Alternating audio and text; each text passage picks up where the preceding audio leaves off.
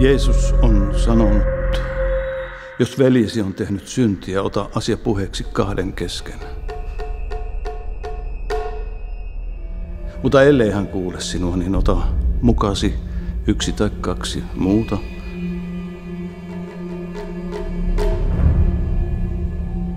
Ja ellei hän kuuntele heitäkään, ilmoita asiasta seurakunnalle.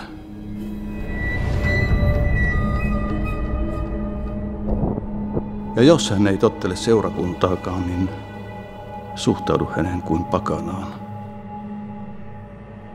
Jos syntejään ei pyydä anteeksi, synnit sijoitaan sinun. Ja synnin palkka on ikuinen helvetti.